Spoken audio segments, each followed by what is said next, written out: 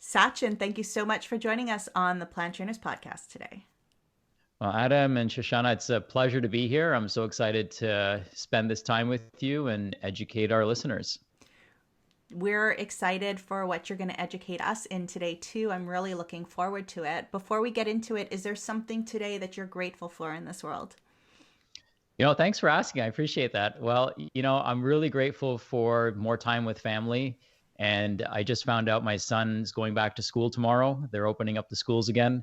And so I was grateful for the time that I got to spend with him and trying to squeeze out as much of that time together as possible today.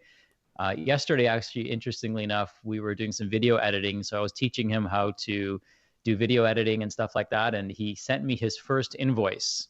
Oh, So I'm grateful that my 10-year-old is turning into like a little entrepreneur, and he had to rewrite it a bunch of times because he didn't know how to do it. And by the end of it, he got it and got the money. So I'm grateful that he's grown up, and I'm able to witness the little entrepreneur in him budding as well.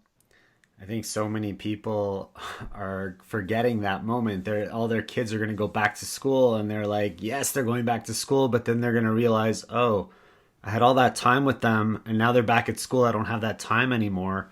I should have taken better advantage of that. So I think people are really going to reflect differently when that happens for everybody, because it's happening over the next few weeks from when we're recording this. So that's pretty crazy. It's true. and I guess you're not the only one teaching your kid how to edit. Right. So tell us about your journey to finding a plant-based lifestyle and what that meant for you at the time. Well, thanks for asking that too. I grew up in a vegetarian home. And so, plants were a big part of our diet, but particularly grains were a big part of our diet, to be totally transparent and honest. And, we would have some dairy products in our diets, and that was the extent of it. No eggs or anything like that, but mainly it was a dairy. And I, from a very young age, didn't really like dairy. It didn't agree with me. I grew up and realized I was lactose intolerant, so it was pretty easy to eliminate that from my diet. And as a practitioner, I went through a variety of different phases myself, experimenting with different diets, experimenting with introducing animal proteins into my diet, and all that to be able to speak to it from a place of knowing and a place of experience. And what I quickly realized is that I actually felt better more on a plant-based diet. So for me, the revelation was, hey, I can feel just as good eating a plant-based diet the right way, because I, for many years, did it wrong, eating a lot of like soy-based products and those fake meats and soy milk and all those things that now you couldn't pay me to do. These were the staples, because one of the things I enjoy doing is working out. And when you're young, all you hear about is protein, protein, protein. And if you're not getting it from, meats and animal protein sources, then you've got to find vegetarian sources. And so you end up, kind of going down that rabbit hole of fake meats. And, what you realize over time is, hey, these things are really processed and they're not actually good for you. But, you kind of grow and you learn through those experiences. And so, for me, it's been, primarily, vegetarian my entire life. Went through a phase of eat whatever I want that's healthy diet, or eat whatever I want that I'm recommending to potentially patients and guiding them through. And in the functional medicine world, the big thing with diet is incorporating, some animal proteins. So, that was part of the recommendations that we would give initially to help people, transition and eat healthier, at least, because getting people to go from eating unhealthy meats to getting them to eat healthy meats was hard enough, but getting them to cut it out would be like way too big of a step for them. So, I went through a phase where I'm like, let me experiment with this and see how I feel, just so I can speak to this intelligently and understand it a little bit better. And so I went through a phase where I did eat animal proteins, and then very quickly realized that, hey, this doesn't really align with me. It doesn't really, and it was almost like something that was not part of my character. And that's not to say that people who eat animal proteins are out of character, but it just didn't suit me. And so, what I stuck to and what I stick to now is primarily, I would say, a 99% plant-based diet. And as I mentioned a little bit earlier before we started recording, there will be the occasional animal protein that sneaks in the form of like butter or ghee or something like that, that if I'm eating at somebody's house, then I just try to be present and, feel the love that they put into the food. And in our culture, that can be very insulting when you turn down somebody's food. So I just kind of avoid the scenario altogether. And so in our house, we don't have any animal protein products. We're 100% vegan at home, and we're pretty much home now 99% of the time, it feels like. So that tends to be pretty easy for us.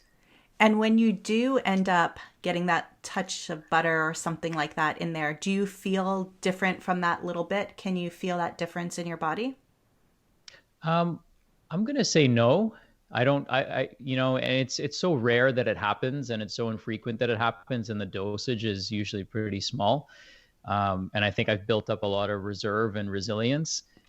So for me, I don't feel like it really impacts me in a negative way, which can be dangerous, right? If you don't have good self-control.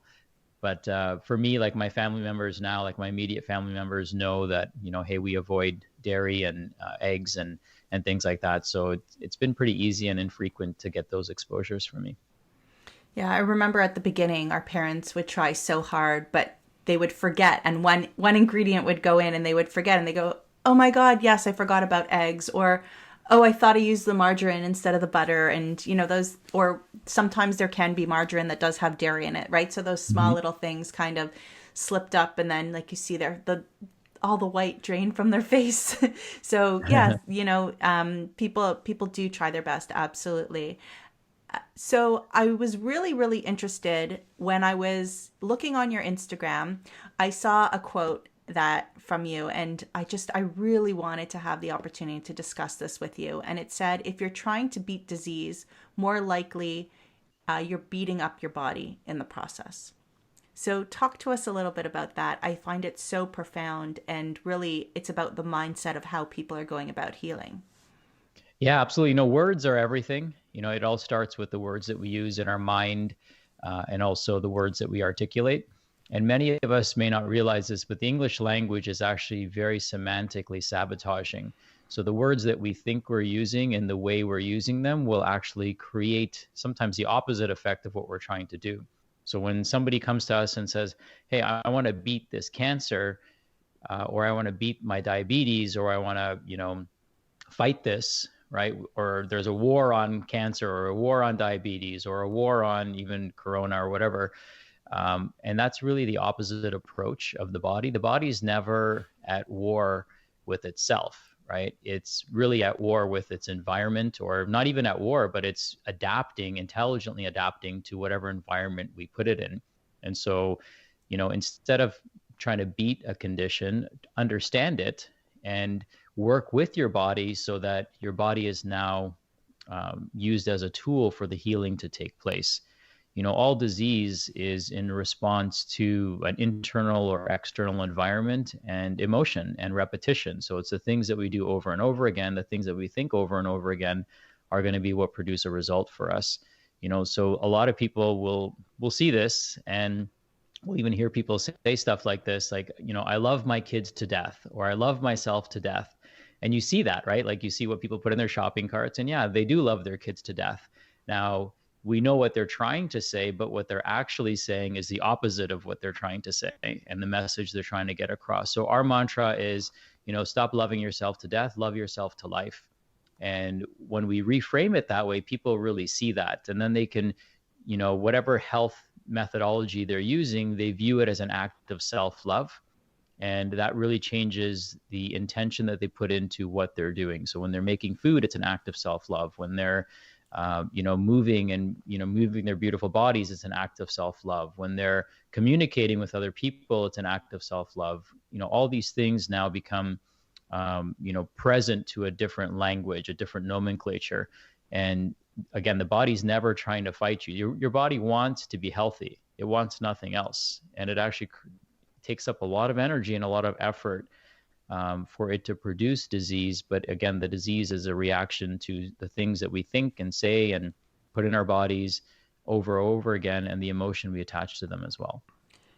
So that's so interesting, and there's so much in there. And I'm thinking about when people say, I'm going to eat some junk food, or I'm going to eat some crap.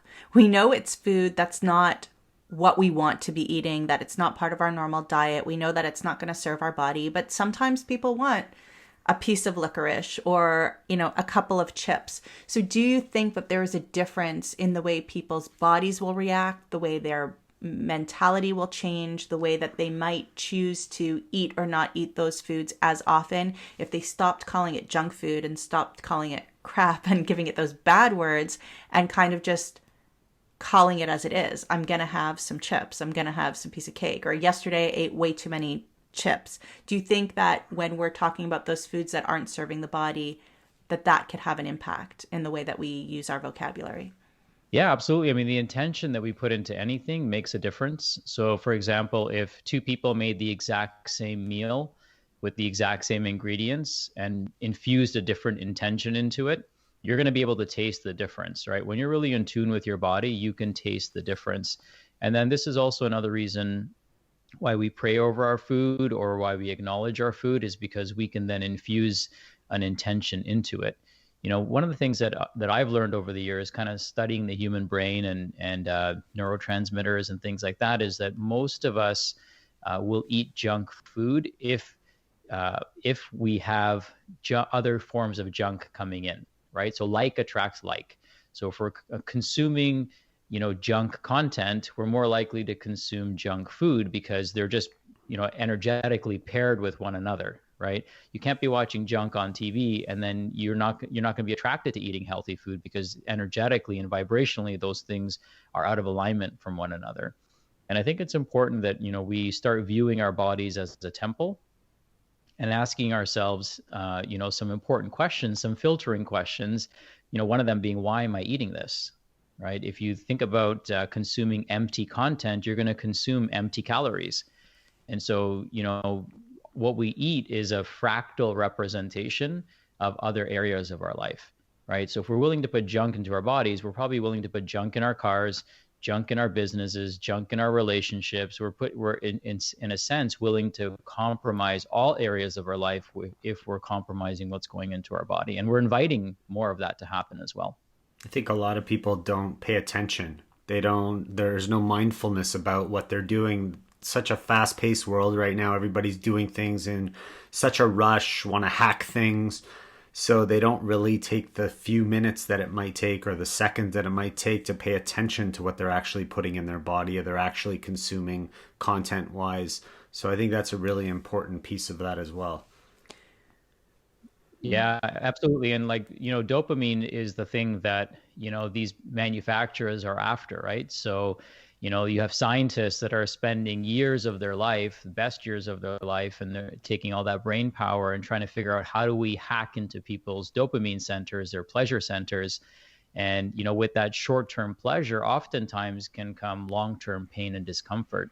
So retraining the brain, retraining the palate, I mean, all these things are vital. And just understanding, people need to understand that the greatest tool that we possess is the mind.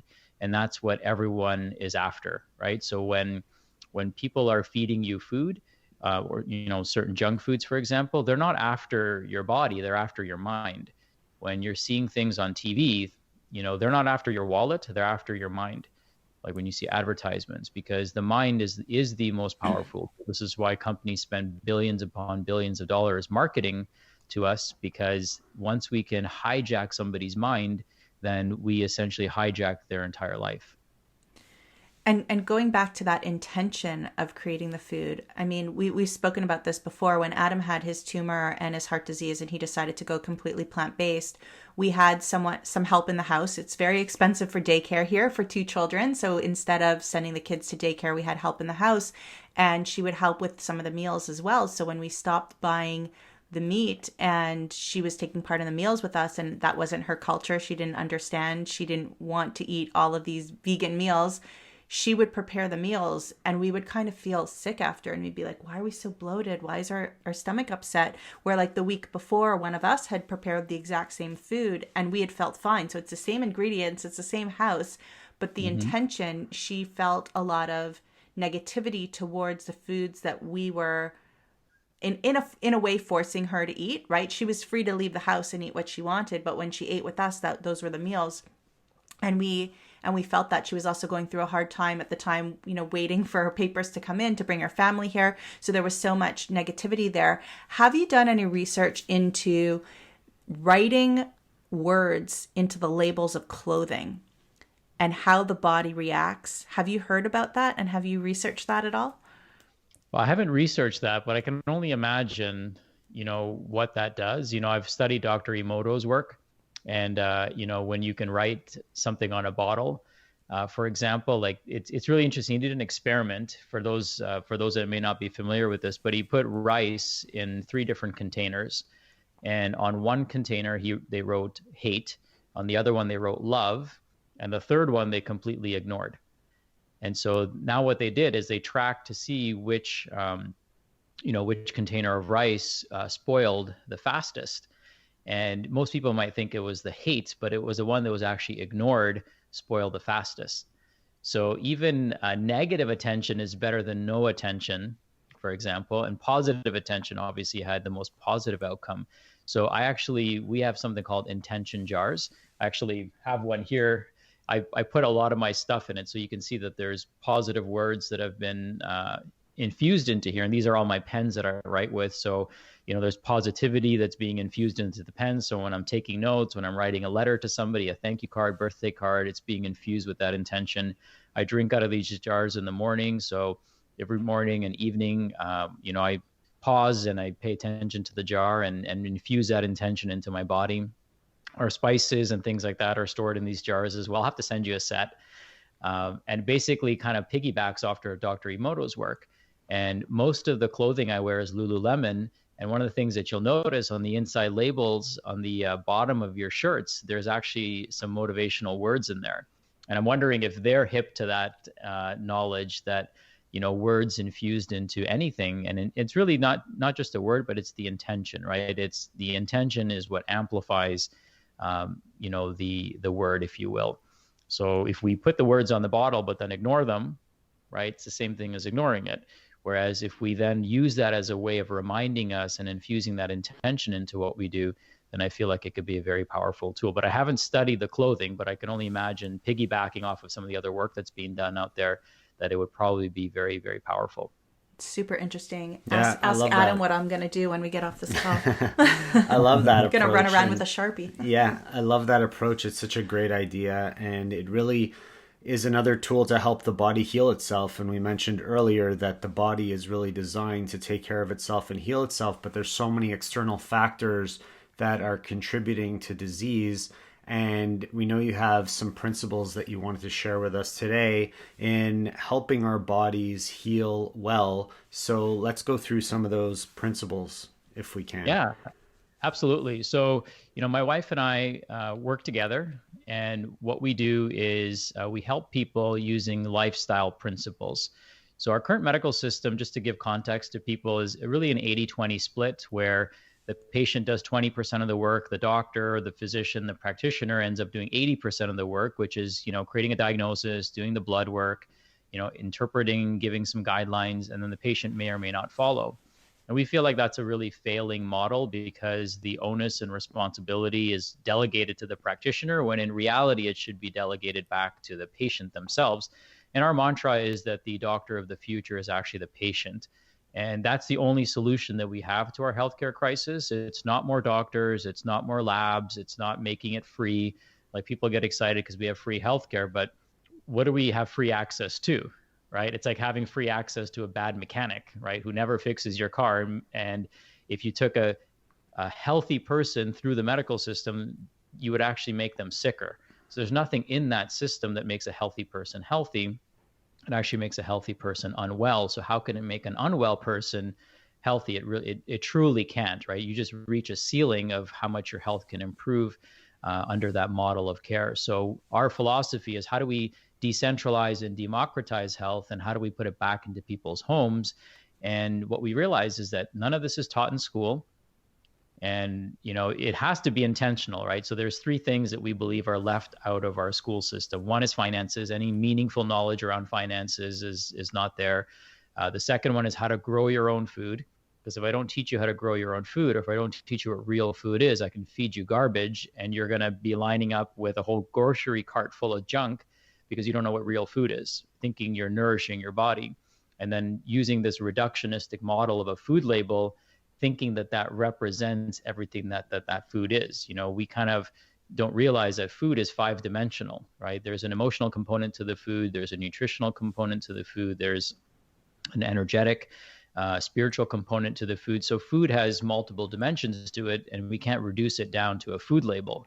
And the other thing that they don't teach us in school is anything meaningful about health, right? We have all these years sitting at a desk learning stuff we're never going to use, meanwhile, at the expense of things that we absolutely need. And then you realize, as you get old and mature, you realize, hey, these are the most lucrative industries in the world. So our economy actually depends on people being broke and unhealthy and not knowing what real food is or having the capacity to grow their own food. And so learning that and just kind of witnessing that and seeing that, we saw why people are sick, right? And people think our healthcare system is broken. I believe the healthcare system is fixed. It's fixed in such a way that it does exactly what it's designed to do: delegate your wellness, delegate health. And the greatest threat to our healthcare system is healthy people. So, it cripples the system. And right now we're realizing that our healthcare system can't even help sick people, right? So what is it good for? It can't help healthy people. It can't help sick people. So what use does it have? We need to come up with a new model, not insurance coverage, not more funding. It's really changing the fundamentals of how we view health and whose responsibility it ultimately is. And I think that what's happening right now is kind of shining light on that.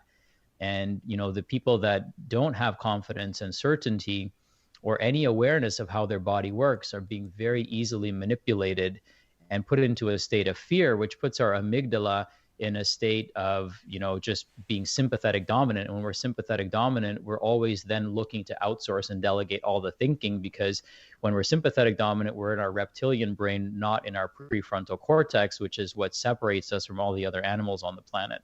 And so when we're in our reptilian brain, not in our prefrontal cortex, we can't even think for ourselves. We literally, from a blood flow neurological standpoint, can't think for ourselves. And so people are just trapped in this like painful to watch cycle. And the only way to break them free is to really, delegate that responsibility of health back to them. That's the only solution, right? There's no system that can save you from yourself. Like, that has to be your decision that you want to live your absolute best life. So there's 7 key systems. Sorry, were you going to say something? That's always been the challenge. I find that people don't want to make the change because that's too difficult, right? They always want to find the easy route, which is why they go to the healthcare system, because the doctors are supposed to be taking care of them when all they're doing is giving them medication and pills, which is not getting to the root of the problem. It's just covering the symptoms. And so finding a way to have individuals become more responsible for their health seems to be the biggest challenge that we're facing in this perspective or in this model that you're speaking about.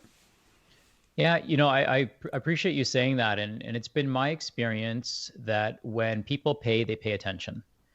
And, what we go after and who we like to serve is people who we don't have to convince that their health is important and that it's valuable, and that, the action steps that they take now are going to be passed on from generation to generation to generation. So I'm, really not in the business of helping people see that light. It has to be them that wants to, not drown. And I learned a long time ago, you can't help somebody who wants to drown and who doesn't want to swim to the shore, right? So I gave up on those people a long time ago, and all I can do is work on myself, lead by example. And if people want to follow along, then certainly they can do that, because it is painful. It is difficult to pull people up the hill. And it's almost like pushing them up a hill with a noodle. It doesn't work, right? So we have to really identify those people that want that help, that are looking for that help, that are coachable, that are looking to make an improvement. And sometimes that means that there's going to be some pain in their life that they're trying to avoid, or discomfort that they're trying to avoid, and that's their wake-up call. For others who are more aspirational in nature, they realize that this is the way, that my health is really the foundation and the ceiling for all that I want to accomplish. So if your health, for example, is a 6 out of 10, then you can't show up as a father at an 8 out of 10. you can't show up as an entrepreneur as a 9 out of 10. Like, your health is the basic foundation and the ceiling for you. And once people realize that, they're like, yeah, like, okay, so if I want to be a 10 out of 10 dad, I've got to have 10 out of 10 health. Otherwise, if I'm showing up as a 4 out of 10 on the healthometer, then I can only show up as a 4 or less as a dad. So, my mission shifted because I was at one point trying to change everyone's, self-worth and trying to convince them. And now I realize, hey, let's go after the people that want it, because those are the people that are going to be living examples. They're going to refer other people just like them. And they're awake to the fact that nobody's going to come and save them. It's really on them to save themselves. So in teaching this to people, we kind of came up with 7 key foundational principles, and they, for the most part, they follow kind of the chakra system. So energetically, it's kind of easy to see. And we call this like how to heal from the ground up, essentially for free if you want to.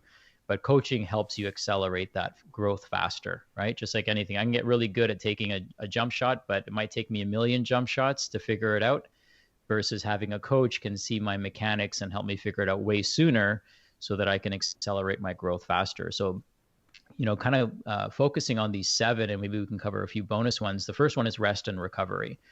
So, as a functional medicine practitioner, we would have people come in and they would say, well, I want all the testing and I want to know exactly what supplements to take. And, then we'd start asking some questions about their self-care, and we'd realize they're up until like 2:00 in the morning watching TV, being exposed to blue light, EMF, stress, cortisol, all these things.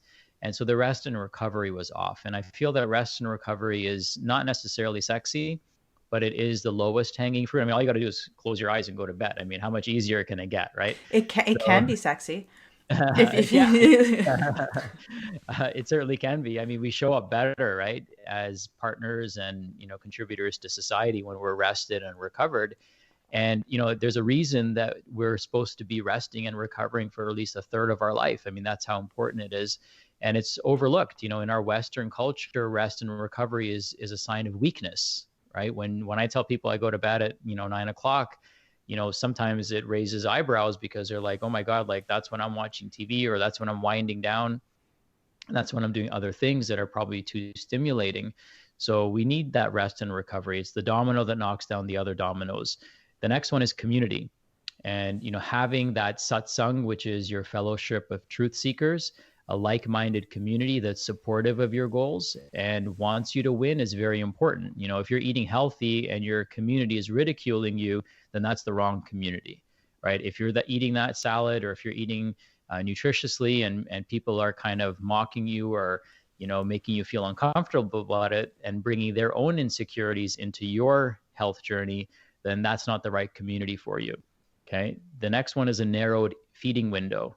So making sure that you're reducing the time that food is in your stomach. And that's not even to say you have to restrict calories, but it'll naturally restrict your calories when you're eating, 1 to 2 meals a day and avoiding snacking. So if you can do that, you're gonna have a profound shift in your digestive physiology.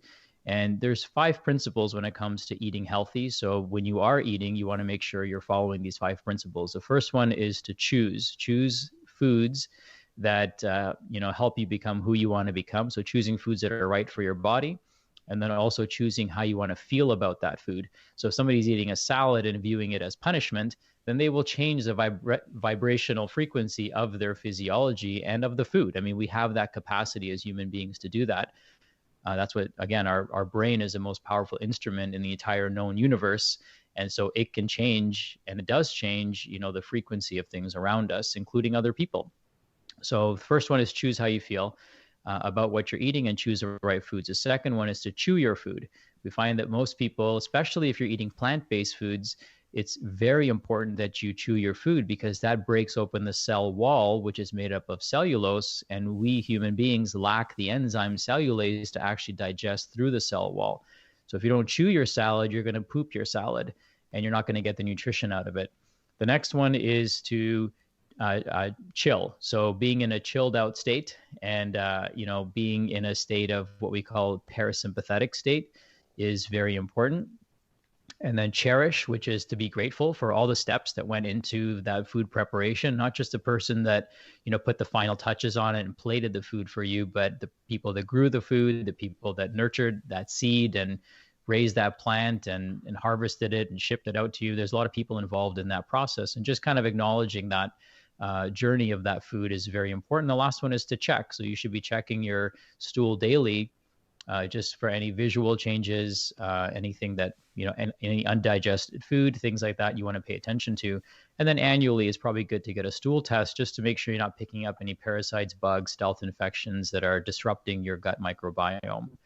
The next one is loving awareness. Before we go into the next one, I'm sorry. I wanted to go back to the window of eating and restricting your window eating time, because we will have a lot of clients come to us and say, I want to do intermittent fasting, or do you think that intermittent fasting is the best thing for me? And you're really going back to the core fundamentals of life, right? Chew your food, right? Like that, if you're not chewing your food and you're not absorbing, well, then you could take all of those supplements, but you're wasting what you already have. So in terms of the window, a lot of these things that we're talking about are really go back to the way things should be. You shouldn't be waking up at 5 a.m. necessarily and eating a huge full meal if you're going to go and meditate, or if you are watching TV until 10, 11, and 12 at night, you shouldn't be snacking on those foods at that time either. And if people start to make those changes and go back to what they should be doing before they go and do more extreme things, then everything kind of comes back into balance. And so in terms of the intermittent fasting or restricting the window, you don't necessarily mean intermittent fasting. You mean what we should be doing in the first place. Yeah, I mean, it's really like the foundations, right? And we can call it whatever we want, right? But ultimately, at the end of the day, it's how our body is best suited and in alignment. And I just want to be clear that, intermittent fasting may not be right for everyone right now. Right. Some people have poor blood sugar regulation. Some people have hormonal imbalances that need to be addressed. Some people, maybe their personal schedules may not allow for, optimized meal timing. But really, all studies point to the less we eat, the longer we live. So if we could, take what we are eating and maximize its efficiency and its absorption, then that's the best place for us to start, because we're already eating. Why not eat properly, right? You're already chewing. Why not take those extra few chews and chew properly? Chewing does, just to kind of close that loop, chewing does a bunch of things. One, it creates a reflex, and it's called a gastrocolic reflex. So by chewing, we're actually, the gastrocolic reflex is when food's in our stomach and it promotes peristalsis of the gut. We also have a signal that's being sent from the masseter muscles to the brain that says, hey, food is coming, which then starts shifting our nervous system into a more parasympathetic state, increasing blood flow to the digestive organs. And one thing that people need to know is that when we chew our food, it also helps us taste our food. And by tasting our food, it prepares our nervous system, or tells our nervous system to prepare our organs, like our pancreas, our stomach, our gallbladder, for what ratio of foods macros are coming down the pipe. This is why artificial colors and artificial flavors can be so create problems for people, because the tongue and the brain thinks sugar is coming, but that sugar doesn't show up, and it's busy priming the system in order to make the enzymes that are required to digest it. Another big thing is stomach acid. So stomach acid is 1,000,000 times more acidic than your blood. So making stomach acid is a very metabolically expensive and intensive process.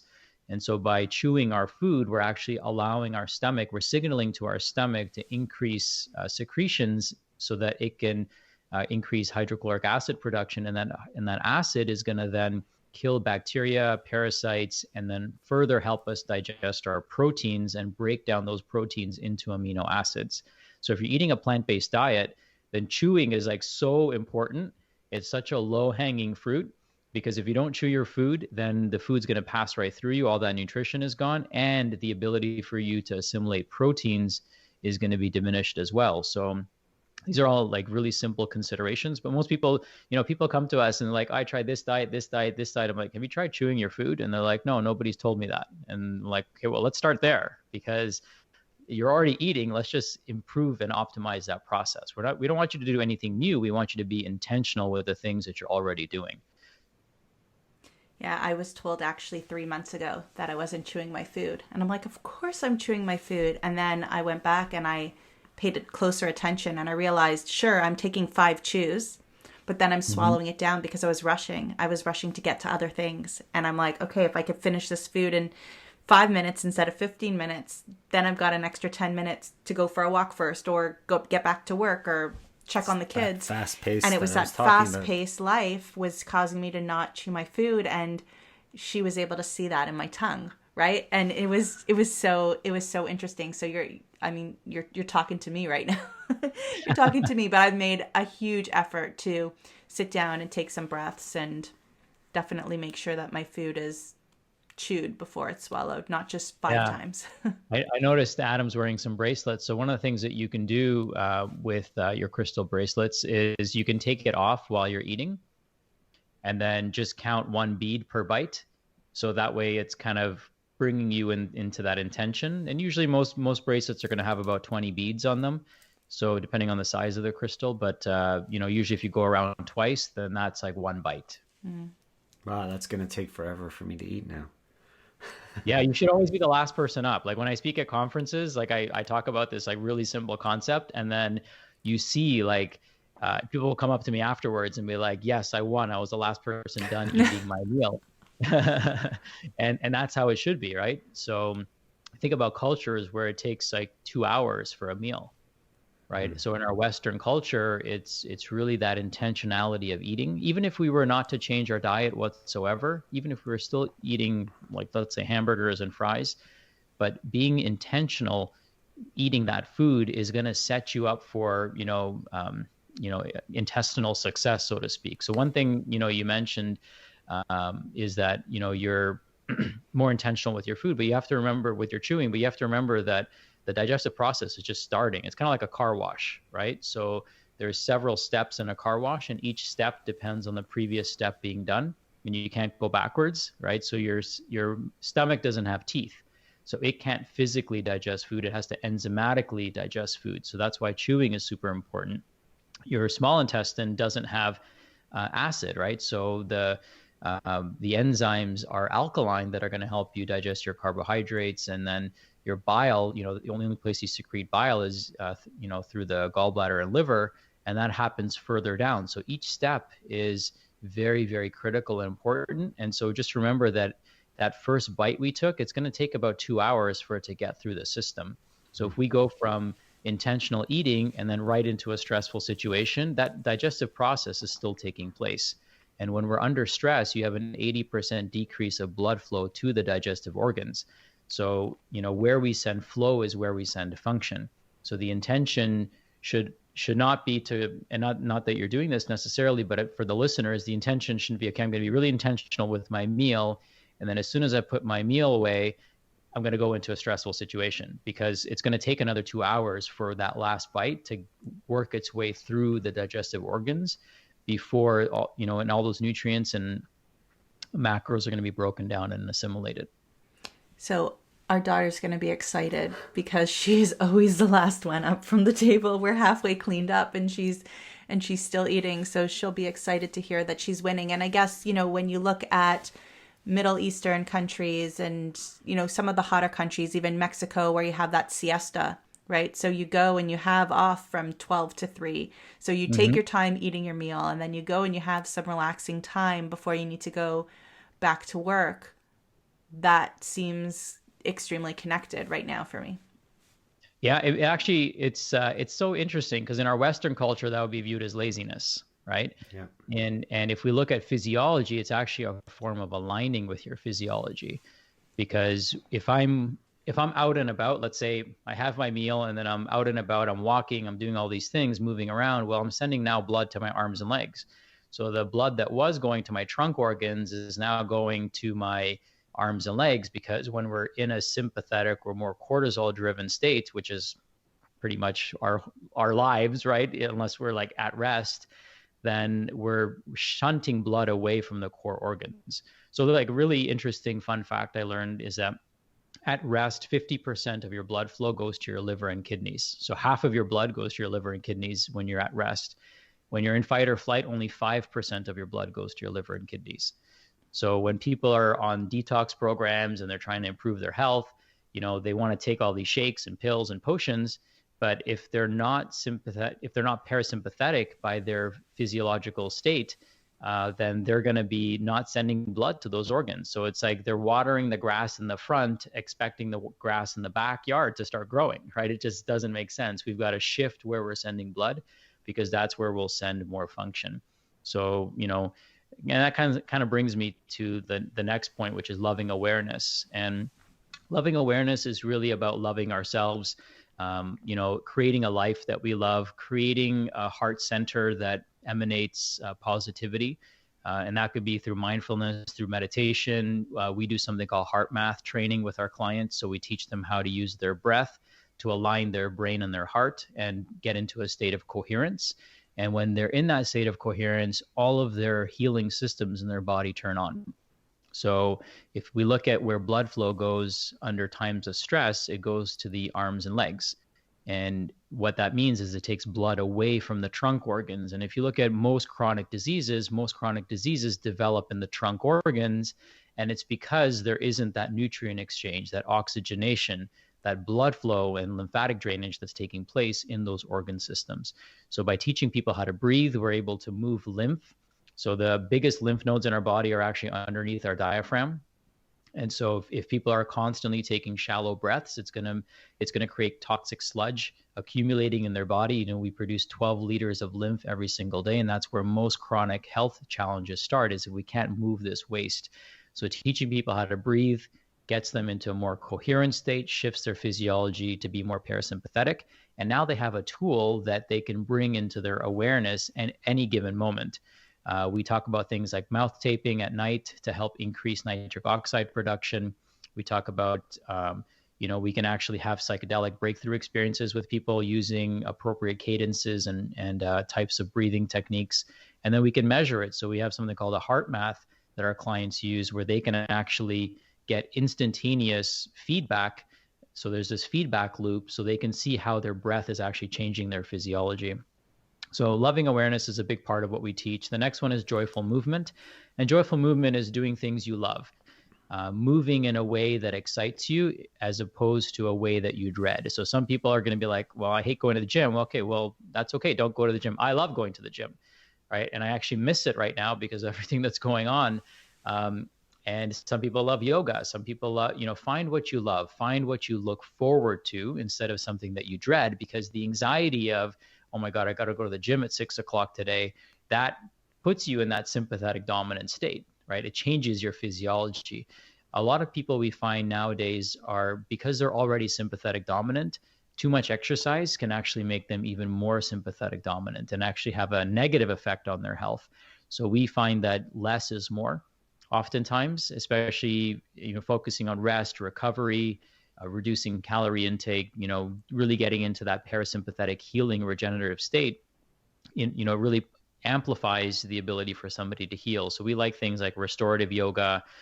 We like things like Tai Chi, breath work. These are forms of joyful movement that push us more into that parasympathetic state without creating a lot of tissue damage, so to speak. The next part that we focus on is this guy up here, which is the mind, and or gal, depending on the person.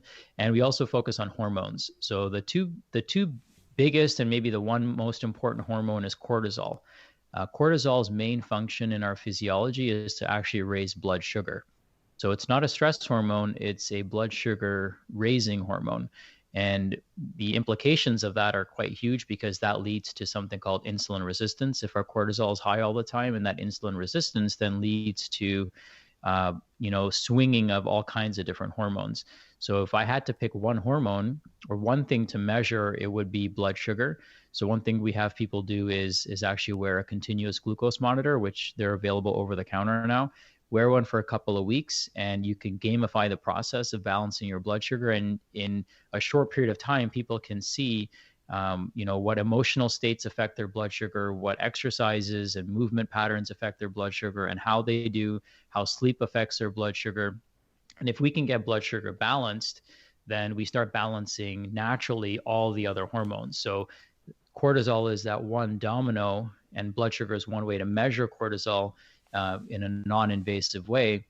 And a continuous glucose monitor gives us a lot of data points to work with. So it tracks your blood sugar, every 15 minutes. And in doing so, we can have data to see, hey, how did that interview affect me? How did that exercise affect me? How did that meal affect me? And what are the implications of that? We have people that once they put these units on, they become self-regulating. So they start managing their diet themselves. Even some of the most stubborn people will start, because the process is now gamified, they'll be able to self-regulate and be like, hey, like nobody has to tell me. My body's telling me what's going on, and they can track it and measure it. We also focus on the HPA axis, and that's your hypothalamic pituitary adrenal axis. The HPA axis is kind of the master regulator. The hypothalamus regulates our appetite, regulates our body temperature, regulates, a lot of attributes of our thyroid and adrenal health and our sex hormone function. So instead of, focusing on the downstream problems of like low testosterone or excess cortisol or dysfunctional thyroid, we go upstream to the hypothalamus because that's the master regulator. And that naturally helps people start feeling better. And the last one is really, our autonomic pairing. And autonomic pairing is essentially pairing our nervous system with the task that we're trying to accomplish. And what that means is if I'm eating a meal, then I want to send blood flow to my trunk. I want to send blood flow to my digestive organs. If I'm lifting weights, I want to send blood flow to my legs and my arms because that's what makes the most sense, right? If I'm working out and all the blood's going to my digestive system, I'm going to start cramping. I'm going to start having some problems.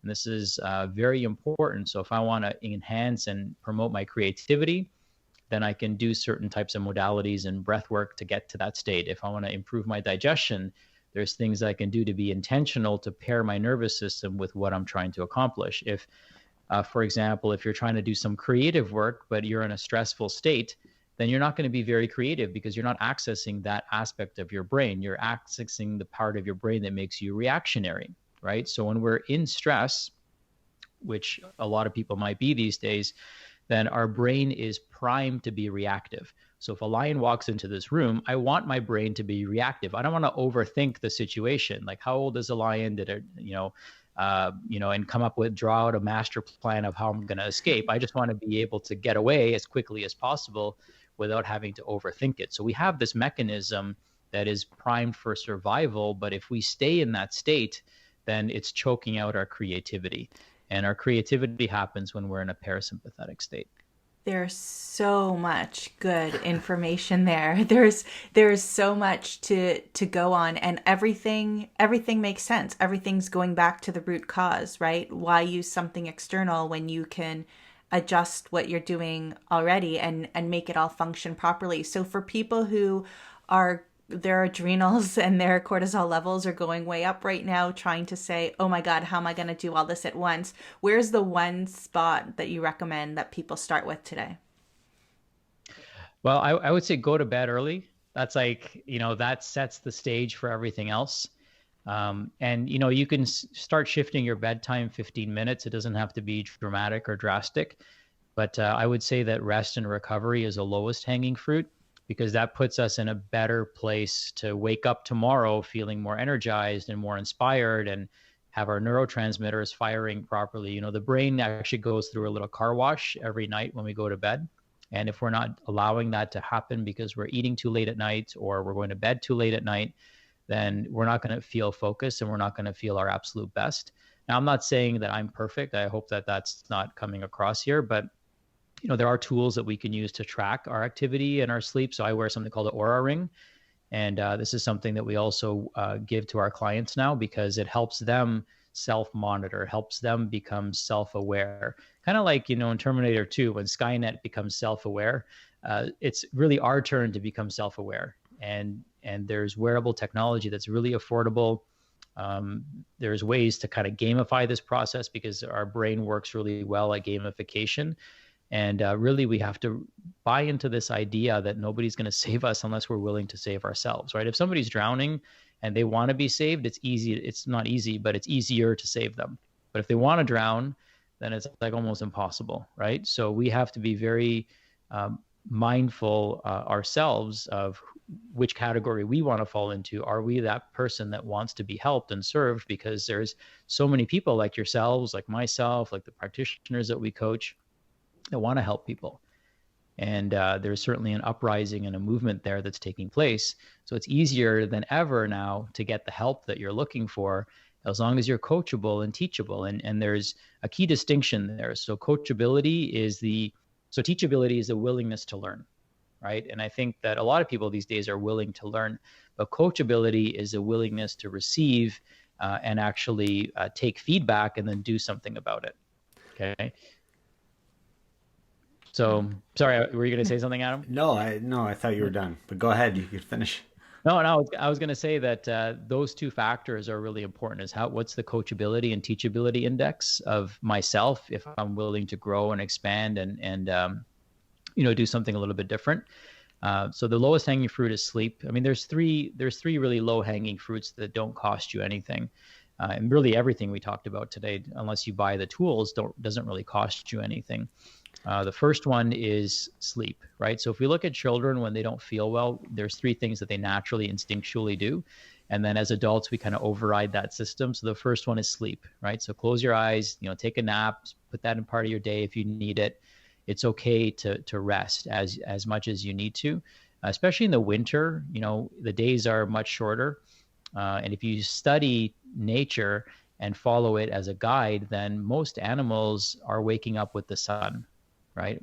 Virtually all of them. Their circadian rhythm is in alignment with the sunrise and sunset. In our culture, we have light bulbs. So the average person used to sleep 10 hours a night before they invented light bulbs. Now the average person sleeps about 7 hours a night.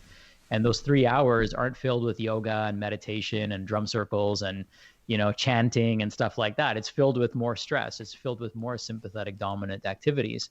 So, really shifting and focusing on that rest and recovery and viewing it as a superpower instead of a weakness is one place to start. The other one is fasting. So if when children are unwell, they don't want to eat. As much as we want to shove food down their throat, they don't want to eat, because what they're doing is their body's telling them, hey, let me take care of this. Let me take care of whatever's going on inside of you instead of digesting your food. So anytime we eat, it draws energy away from our healing mechanisms, because now we're drawing that energy into our digestive mechanisms. So fasting is a very powerful tool. And if you're interested in fasting, then it doesn't cost you anything, right? And basically you can take 1 day a week, or maybe start with 1 day a month, where for 24 hours you don't eat anything. Okay. And so that could be a powerful tool for healing. And the last one is silence. So really going out in nature and not just walking through the woods, but being in the woods. So spending time sitting with the trees. Like, nature is the most balanced, most parasympathetic place that you can be. And it's full of fractals. We didn't talk about that today, but it's full of fractals. And that's the architecture of life, is all built on fractal geometry. So if we're staring at a flat screen, if you look at anything that's man-made, it's smooth, it's perfect. It's like the corners are all square. There's nothing in nature that's like that. And so our brain is a fractal system. Our body is a fractal system. Plants are fractal systems. So immersing yourself in those environments is actually recoding your body and recoding your nervous system. So it's resetting it to factory settings. So spending more time outdoors, even in the cold days, staring at the trees, staring at the leaves, even staring at the bark of a tree, reactivates these subconscious systems in our body for healing. There's so much information. There's so many great nuggets that you've shared, and we appreciate that. We could actually dive into each of these core principles in so much more detail. Sachin, we need to respect everybody's time, and our listeners might want to reach out to you to get more information from you. So where would you like them to go that we can put into the show notes for them? I appreciate you asking. So I actually created a tool a while ago when I realized I can't help everybody one-on-one. And instead, what I did is I packaged up 30 of my best tips. So if you enjoyed some of the nuggets today, then I unpack some of these things in a 30-day program, and it's absolutely free. So if people go to 30in30.org, 30in30.org, www, obviously, then they'll be able to access 30 days of kind of like nuggets that I've picked up over the years. The same stuff that I would tell my clients if they were paying me to give me my best advice. I just packaged it up, and I'm happy to offer that to all the listeners today. Thank you so much. We appreciate you taking the time to be here on the Plant Trainers podcast. It's my pleasure. Thank you for having me.